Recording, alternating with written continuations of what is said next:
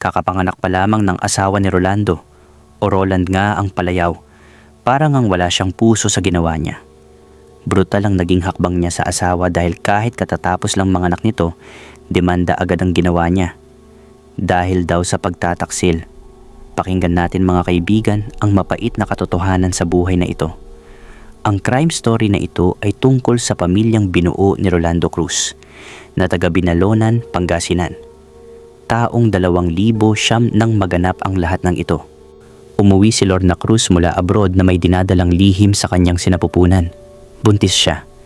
At ang sabi niya kay Rolando, ang asawa niyang naiwan sa baryo kasama ang isa nilang anak ay dito raw siya nakargahan noong huli niyang bakasyon. Naniniwala si Rolando. Ilang buwan pa lang naman ang nakalipas bago muling umalis si Lorna. Kaya pumasok sa isip niya na posible nga. Tahimik niyang tinanggap ang paliwanag ng asawa. Pero habang lumalaki ang tiyan ni Lorna, may bumabagabag kay Rolando. Sa kwenta niya ng mga buwan, parang may mali. Hindi pa dapat iyon ang kabuwanan, maaga masyado. Pinilit pa rin niyang maniwala. Hanggang sa dumating ang araw ng panganganak ni Lorna, at doon gumuho ang lahat sa pamilyang binuo nila. Sayang. Dahil sa ang tingin pa naman ng pamilya nila ay magiging maayos ang kanilang relasyon ng panghabang buhay. Pero ganito na ang nangyari. At ano nga ba talaga ang nangyari? Iyan ang papakinggan natin ngayon. Taong 2003 nang magpakasal sina Mr. at Mrs. Cruz sa simbahan. Si Lorna ay 20 taong gulang pa lamang noon, habang si Rolando naman ay 27 taong gulang na. Sakto sa paningin ng marami. Hindi masyadong bata, hindi rin huli. Isang kasalang maituturing na normal ayon sa pamantayan ng ating lipunan. High school graduate lamang si Rolando. Wala siyang natapos na kurso. Pero mula pagkabata, pagsasaka na ang alam niyang gawin. Sa 5 magkakapatid, siya ang pangalawa. At siya rin ang laging kasama ng kanilang ama sa bukid. Habang ang iba niyang kapatid ay nasa paaralan, si Rolando ay nasa ilalim ng araw, hawak ang araro, sanay sa putik at pawis. Lahat ng kanyang kapatid ay naging profesional. May naging guro, may naging inhinyero, at mayroon ding naging pulis. Si Rolando lang ang walang diploma, pero hindi dahil tamad siya, kundi dahil may kailangang magsakripisyo noon. Kung hindi raw dahil kay Rolando na tumulong sa ama nila sa pagsasaka, hindi rin sana nakapagtapos ang mga kapatid niya. Dahil doon, nang dumating ang panahon ng pagpapamana, napunta kay Rolando ang 4 na ektaryang lupang sinasaka ng kanilang ama. Ang natitirang lupa ay hinati-hati sa 4 niyang kapatid. Wala ni isa ang nagreklamo. Alam nilang makatarungan iyon. Ang naging mana nila ay edukasyon. Ang naging mana ni Rolando ay lupa. Matibay ang loob ni Rolando na asawahin si Lorna. Dahil alam niyang kaya niya itong buhayin kahit magsasaka lamang siya. May lupa siya, may ani. May kakayahan siyang magbanat ng buto. Hindi marangya, pero may katiyakan naman sa buhay. Si Lorna naman, noong una, ay masaya at kontento. Ginusto niya si Rolando dahil masipag ito. Kilala sa baryo bilang responsableng anak. At kalaunan, ay naging responsable ring ama sa naging anak nila. Hindi siya ginutom. Hindi siya pinabayaan. May maayos silang bahay, kumpleto sa pangunahing gamit. Hindi rin sila kapos. Ngunit sabi nga nila, kapag ang isang babae ay hindi kontento, kadalasan ay may kinakainggitan. At iyon ang unti-unting nangyari kay Lorna. Habang tumatagal, lalo na tuwing may mga pagtitipon ang pamilya Cruz, doon unti-unting nagising ang pagiging materialistiko ni Lorna. Kapag nagkakasama-sama ang magkakapatid ni Rolando at ang kanilang mga asawa, ramdam niya ang pagkakaiba. Lalo na sa asawa ng kapatid ni Rolando na inhinyero. Malinis tingnan ang babaeng iyon. Makikinis ang balat, halatang hindi bilad sa araw. May suot na alahas, maayos ang pananamit. Mukhang hindi nahihirapan sa buhay. Sa tuwing nakikita iyon ni Lorna, kahit hindi niya aminin, may kirot sa loob niya. Insecure siya. Sa mga bilas niya, pakiramdam ni Lorna ay siya ang may pinakamababang antas ng pamumuhay. At dahil asawa niya si Rolando, damay siya sa pakiramdam na iyon. Para bang sa lahat ng pumasok sa pamilya Cruz, Sila ang pinakanasa ibaba. Hanggang sa isang gabi, habang magkatabi silang natutulog, nagbukas ng saloobin si Lorna. Sinabi niyang sana raw ay nag-aral din si Rolando. Sana raw ay naging profesional ito para mas naging maayos ang buhay nila. Tahimik na nakinig si Rolando. Pagkatapos ay mahinahon niyang sinagot ang asawa. Ang sabi niya, kahit mag-aral ka at maging profesional, pera pa rin naman ang hahanapin mo sa dulo. Iyon ang prinsipyo ni Rolando. Dagdag pa niya, wala dapat ikainggit si Lorna sa mga kapatid niya, kahit pa profesional ang mga iyon. Ayon kay Rolando, hanggat nasa kanya ang lupa, hindi sila magugutom. Hindi man sila mayaman, may estabilidad ang buhay nila. May ani, may kinabukasan, may maipapamana. Wala ring dapat ikainggit si Lorna, dahil una sa lahat, hindi naman nila pinabayaan ang kanilang anak. Kumpleto sila sa gamit, hindi sila kapos. May maayos silang bahay, tahimik ang pamumuhay nila. Pero kahit ganoon ang paliwanag ni Rolando, may binhing na itanim na sa puso ni Lorna. Isang binhing tinubigan ng inggit, insecurity, at pagnanais ng mas marangyang buhay. At ang binhing iyon, sa paglipas ng panahon, ay tutubo at magdadala ng mga desisyong babago sa takbo ng kanilang pagsasama. At habang tumatagal nga ang panahon, mas lalong nainggit si Lorna sa buhay ng mga misis ng mga kapatid ni Rolando. Pero hindi naging masamang inggit iyon. Sa halip, iyon pa nga ang naging dahilan kung bakit naisipan ni Lorna na mag-abroad sa Hong Kong. Sa isip niya, iyon ang paraan para matulungan si Rolando at para mas mabilis silang umasenso sa buhay. Noong una, tutol na tutol si Rolando Cruz sa desisyong iyon. Maayos naman ang buhay nila sa Pilipinas. May lupa sila, may ani, hindi sila nagugutom. Pero dahil sa matinding pagpupumilit ni Lorna, napapayag din si Rolando. Umabot pa sa puntong naisanla ang isang bahagi ng lupain ni Rolando dahil iyon ang ginastos ni Lorna sa paglalakad ng papeles, placement fee, at iba pang kailangan sa pag-a-abroad. Sabi ni Lorna, ayos lang daw iyon. Mababayaran at mababawi rin naman nila agad ang lupang naisangla. Buo ang tiwala ni Rolando sa asawa niya noon. Kaya kahit masakit sa loob niya ang masanla ang lupa na pinaghirapan nila, pumayag pa rin siya. Umalis si Lorna ng Pilipinas noong 2007. 2 taon ang kontrata niya sa Hong Kong. Kaya ang balik bakasyon niya ay inaasahang 2009 na. Sa mga unang buwan ni Lorna sa Hong Kong, halos gabi-gabi ang tawag niya kay Rolando. Para bang hindi siya sanay na malayo sa asawa at sa kanilang anak. Palagi niyang sinasabi kung gaano niya sila namimiss. At ang nakakatuwa sa kwento, si Lorna pa nga ang madalas magbilin kay Rolando na huwag itong mambabae sa Pinas.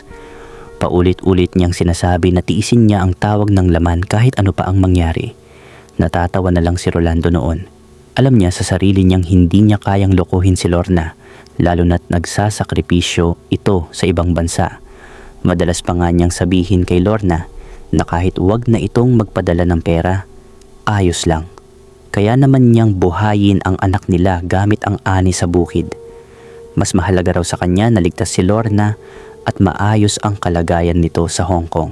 Sa unang buong taon ni Lorna sa abroad, nakapagpadala lamang ito ng humigit kumulang 8 beses. Hindi naman iyon ikinabahala ni Rolando dahil hindi siya umaasa sa padala. Hinayaan lang niya. Ang paliwanag naman ni Lorna ay nag-iipon daw siya. Kapag nakauwi raw siya, sa kanila tutubusin ang nasanlang lupa. Hindi naman daw kalakihan ang nawala kay Rolando dahil marami pa silang lupain. Ngunit nagsimulang magtaka ng taka si Rolando nang lumampas na sa 1 taon si Lorna sa Hong Kong. Napansin niyang hindi na ito madalas tumatawag. Minsan 1 linggo ang lumilipas na walang paramdam si Lorna. Walang text, walang tawag. Kapag sinusubukan niyang tawagan, nakapatay ang cellphone ng asawa niya. At kung sakaling magparamdam man si Lorna, maiksi na lang ang usapan. Parang nagmamadali. Minsan ay sasabihin nitong pagod daw siya o kaya'y may gagawin pa. May mga pagkakataong halos kakasimula pa lang ng tawag ay nagpapaalam na agad ito. Ang pinakamalala ay dumating ang panahong halos 2 linggo na hindi makontak ni Rolando si Lorna. Pero ni minsan hindi pumasok sa isip ni Rolando na may ibang lalaki ang asawa niya sa Hong Kong. Ang iniisip lang niya noon ay baka may nangyari ng masama, baka na aksidente, baka may sakit. Iyon lang ang laman ng isip niya hanggang sa hindi na nakatiis si Rolando. Pinuntahan niya ang kumpare niya sa kabilang baryo. Ang asawa ng kumpare niyang iyon ay nasa Hong Kong din at magkasama raw sila roon ni Lorna. Kinuha ni Rolando ang contact number ng kumare niya sa kumpare nito at tinawagan. At ganito ang naging usapan sa cellphone. "Mare, pasensya ka na at napatawag ako sa'yo," wika ni Rolando. "Itatanong ko lang sana kung kasama mo ba si Lorna. Nag-aalala na kasi ako." Maiksi lang ang sagot ng kumare. Lumalabas daw si Lorna. Hindi raw sila masyadong nagkikita dahil parang sobrang busy nito. Tuwing day off daw ni Lorna, madalas ay wala ito. Hindi rin masabi ng kumare kung saan nagpupunta si Lorna kapag wala ito sa bahay. Pero hindi alam ni Rolando ay alam ng kumare nito na may kinakatagpo ng foreigner ang asawa niya sa abroad. Isa itong Amerikano. Ayaw lang makialam ng kumare noon ni Rolando dahil baka sabihin pa nilang siya ang sumira sa pamilya Cruz.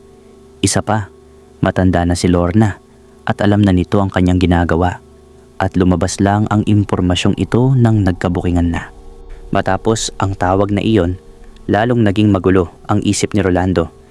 Wala pa ring malinaw na sagot kung ano talaga ang nangyayari sa asawa niya sa Hong Kong. Ngunit kinagabihan, tumawag si Lorna. Tuwang-tuwa si Rolando. Para bang nabunutan siya ng tinik sa dibdib. Sa wakas, nagparamdam din ang asawa niya. Ang paliwanag ni Lorna ay nagsa-sideline lang daw siya tuwing day off, kaya sobrang napapagod ito. Kaya raw hindi niya naaasikaso ang cellphone niya at hindi agad nakakatawag. At gaya ng dati, tinanggap ni Rolando ang paliwanag ni Lorna nang walang pagdududa. Buo pa rin ang tiwala niya sa asawa niya. Sa isip ni Rolando noon, basta ligtas si Lorna at maayos ang kalagayan nito, sapat na iyon. Naging ganoon ang sistema ng mag-asawa. Ang komunikasyon nila ay hindi na palagian. Paminsan-minsan na lang. At habang tumatagal nasanay na rin si Rolando, iniisip niya noon na ilang buwan na lang ay uuwi na rin si Lorna. May katapusan din ang paghihiwalay nila. Napag-usapan na nilang mag-asawa na kapag umuwi na si Lorna ay hindi na ito babalik pa ng Hong Kong. Pumayag si Lorna sa usapang iyon. Kaya naman matiyagang naghintay si Rolando. Inaraw-araw niya ang pagbibilang ng mga buwan. Umaasang matatapos din ang pagkakawalay nilang mag-anak. Hanggang sa dumating na nga ang araw. Oktubre 2009 nang umuwi si Lorna sa Pilipinas. Masayang masaya ang mag-ama. Si Rolando at ang kanilang anak ay sabik na sinalubong si Lorna. Parang nabuo muli ang pamilya. Dahil sa pananabik ni Rolando sa asawa, halos gabi-gabi silang nagtatalik. Nauunawaan naman iyon ni Lorna at pinagbibigyan niya ang asawa. Tila ba bumabawi sa mga panahong magkalayo sila. Ngunit pagdating ng kalagitnaan ng buwan mula nang dumating si Lorna, biglang nag-iba ang timpla ng saya ni Rolando. Isang gabi, sinabi ni Lorna na babalik daw siya muli sa Hong Kong. Doon na tumutol si Rolando. Mariin niyang sinabi na napag-usapan na nila iyon, na malinaw ang kasunduan nila na hindi na babalik si Lorna sa abroad. Pero doon na rin nalaman ni Rolando ang masakit na katotohanan. Wala palang ipon si Lorna. Ang mga naiuwi lamang nito ay mga gamit, mga sapatos, mga bag, ilang pirasong alahas, at kaunting pera na halos sapat lang din para makabalik siya ng Hong Kong. Hindi pa rin natutubos ang masanlang lupa. Nagpanting ang tenga ni Rolando. Galit at pagkadismaya ang naramdaman niya. Hindi pa nga nababawi ang lupang isinangla. Tapos babalik na naman si Lorna sa abroad. Para bang walang nangyari sa dalawang taong paghihiwalay nila. Pero tulad ng dati, lumambot pa rin ang puso ni Rolando. Wala rin siyang nagawa. Ang rason ulit ni Lorna ay para raw matubos ang lupa. Para raw sa pamilya. Para raw sa kinabukasan nila. At dahil sa tiwala at pagmamahal, hinayaan na naman ito ni Rolando. Muling lumipad si Lorna pabalik ng Hong Kong. Pero ilang buwan lamang ang lumipas, tumawag si Lorna kay Rolando. Iba ang tono ng boses nito sa tawag na iyon. "Roland, uuwi na ako," sabi ni Lorna. "Nakargahan mo ako noong umuwi ako dyan. Buntis ako. Lumalaki na ang tiyan ko. Sabi ng amo ko, Umuwi muna raw ako ng Pilipinas. Sa halip na magtaka, sa halip na magkwenta ng mga buwan, natuwa pa si Rolando. Sa isip niya, bukod sa uuwi na nga si Lorna, may dinadala pa itong pangalawang anak nila, isang bagong biyaya para sa kanilang pamilya. Nang salubungin ni Rolando si Lorna sa airport, medyo nabigla pa siya. Kitang-kita na ang tiyan nito. Hindi niya napigilang magbiro. "Aba, ang bilis lumaki ng tiyan mo ngayon sabi niya. Parang gusto na agad lumabas ng anak natin. Ngumiti lang si Lorna. At sa sandaling iyon, buo pa rin ang tiwala ni Rolando sa asawa. Ngunit mula nang dumating si Lorna sa Pinas, kung susumahin at bibilangin ng maigi, pati ang bakasyon niya at ang panahong sinasabing doon nabuo nila ni Rolando ang bata, 7 buwan pa lamang iyon. Ibig sabihin, ayon sa kwenta, maaga sanang ipinanganak ang sanggol. Iyon din ang paliwanag ni Lorna, na maaga lang daw ang panganganak, at iyon naman ay inayunan ni Rolando. Excited pa si Rolando noon habang papunta sila ng ospital. Iniisip niya na sa wakas, may isa na naman silang anak. Kahit maaga basta ligtas si Lorna at ang bata, ayos na yun sa kanya. Ngunit nagbago ang lahat matapos makapagbayad ng mga bills si Rolando sa ospital. Pagbalik niya sa loob ng kwarto, nagulat si Lorna sa tono ng boses ni Rolando. Iba na, seryoso, formal, walang emosyon. Ramdam ni Lorna ang galit. Ang sabi ni Rolando, malamig at diretso. Kung ayos na ang pakiramdam mo, baka pwede na tayong umuwi. O kaya, bilisan mo ang pag-recover para makauwi na tayo. Walang lambing, walang kahit anong emosyon. Bakit ganyan ka magsalita? Tanong ni Lorna, nanghihina. Galit ka ba? Pero maikli lang ang sagot ni Rolando. Basta magpalakas ka na. Uuwi na tayo. Sabay talikod at umalis, iniwan ang asawa sa ospital. Pagka-uwi nila galing sa panganganak, halos 3 araw na hindi kinakausap ng maayos ni Rolando si Lorna. Oo, at hindi lang ang sagot niya kapag tinatanong. Pagkatapos ay tatahimik na naman. Lalabas ng bahay. Minsan, buong maghapon wala. At ni minsan hindi kinarga ni Rolando ang bata. Hanggang sa dumating ang isang gabi na iyak ng iyak ang sanggol. Pagod na si Lorna. Hoy Rolando, sabi niya, halos umiiyak na rin. Kargahin mo naman tong anak natin. Ako lang ang kumakarga dito mula nung dumating tayo sa bahay. May halong pagtatampo ang boses ni Lorna. Umaasa pa rin siya. Pero malamig ang sagot ni Rolando. Dapat lang nakargahin mo yan. Ikaw lang ang may anak niyan. Parang tinamaan ng kidlat si Lorna. Ha? Ano-anong sinasabi mo? Sagot niya, naguguluhan.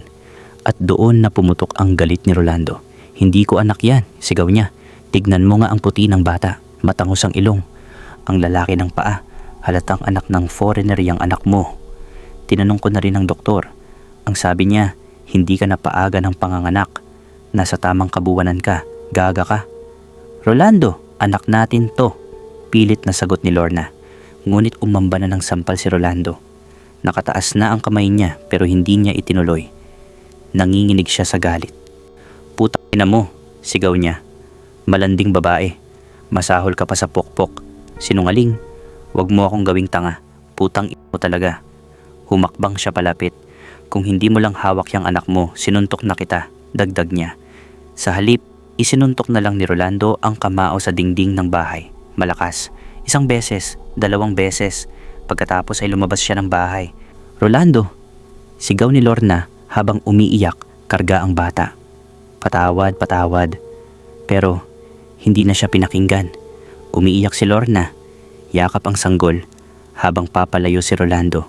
Sa sandaling iyon, tuluyang gumuho ang pamilyang matagal niyang pinaniwalaan na buo pa. Hindi nagtagal, halos hindi na umuuwi si Rolando sa bahay nilang mag-asawa. Tuluyan na siyang lumayo. Ang anak nila ni Lorna, ang tunay niyang anak, ay dinala ni Rolando sa bahay ng kanyang ama at ina. Doon niya muna pinatira ang bata, pansamantala, habang inaasikaso niya ang susunod na hakbang. Lingid kay Lorna, may ginagawa na pala si Rolando. Tahimik na kumilos si Rolando. Kumonsulta siya sa abogado at doon niya nalaman ang mga karapatan niya bilang ama at bilang asawa na niloko. Sinabihan siya na maaaring magsampa ng kaso na may kinalaman sa pagtataksil at panlilinlang, lalo na kung may malinaw na ebidensya at salaysay. Ang unang hakbang ay ang paghahain ng reklamo. Kapag tinanggap ito ng korte, maglalabas ang hukuman ng sabpina. Kaya nagulat si Lorna nang may dumating na sulat sa kanilang bahay. Galing ito sa korte, isang subpina. Nakasaad doon na kinakailangan niyang humarap at magsumit ng paliwanag. Doon lang niya nalaman na umusad na ang lahat kahit wala siyang kaalam-alam. Nang mabasa ni Lorna ang laman ng sabpina, doon siya kinabahan. Hindi ito tsismis, hindi ito banta. Utos ito ng batas. Kapag hindi siya sumunod, maaari siyang maharap sa mas mabigat na problema. Doon niya tuluyang naintindihan na seryoso si Rolando. Hindi lang siya galit, hindi lang siya nasaktan. Desidido siyang ipaglaban ang kanyang karapatan at ang kapakanan ng anak niyang tunay. At nangyari na nga ang nangyari. Dito na rin lumitaw ang pangalang Andrew Davis, ang Amerikanong nakarelasyon ni Lorna sa abroad. Nakalaunan ay ang kumare rin nila na kasama ni Lorna sa Hong Kong ang nagsabi, kasabay ng pagpapakita ng larawan nito. Pero sa kalagitnaan ng paglilitis, unti-unting naging malinaw kay Rolando ang isang masakit na katotohanan. Kahit pa hindi kamukha ng bata ang isang ama, hindi iyon sapat na ebidensya sa korte para mapatunayan ang panloloko ng asawa. Sa batas, kailangan ng higit pa sa hinala, higit pa sa itsura. Ilang buwan nang umuusad ang kaso. Paulit-ulit na pagdinig, paulit-ulit na tanong, at sa huli, malinaw ang sinabi ng hukuman.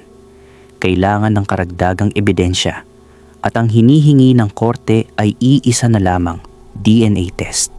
Alam ni Rolando ang ibig sabihin noon. Kapag nagpa-DNA siya at lumabas ang totoo, halos tiyak na babagsak ang depensa ni Lorna. Iyon na ang huling piraso ng ebidensyang hinihintay ng korte para tuluyang mailabas ang hatol. Pero alam din ni Rolando na mahal ang DNA test, hindi biro ang gastos. At higit sa lahat, alam niyang kapag itinuloy niya iyon, tuluyan nang masisira ang buong pamilya ni Lorna. Ngunit isang hapon dumating sa bahay ng mga magulang ni Rolando ang mga magulang ni Lorna, kabaryo nila. Matagal na nilang kilala ang isa't isa. Hindi dala ang galit kundi pagmamakaawa. Humarap sila kay Rolando, halos hindi makatingin ng diretsyo. Alam daw nila na iyon na lang ang hinihintay ng korte, ang DNA test. Kaya nagmakaawa sila. Para sa anak nila, para sa apo, at para sa katahimikan ng magkabilang pamilya. Tahimik na nakinig si Rolando. Mabigat ang dibdib, galit pa rin siya. Sugatan pa rin ang dangal niya bilang isang tunay na lalaki. Pero sa huli, nanaig ang bigat ng nakaraan at ang respeto sa matatanda. Bumigay si Rolando. Hindi na niya itinuloy ang DNA test, hindi na niya ipinagpatuloy ang kaso. Sa huli, ang napag-usapan ng pamilya ay tutubusin na lang ni Lorna ang naisanlang lupa at doon ay tuluyan na ring naghiwalay ang mag-asawang Cruz.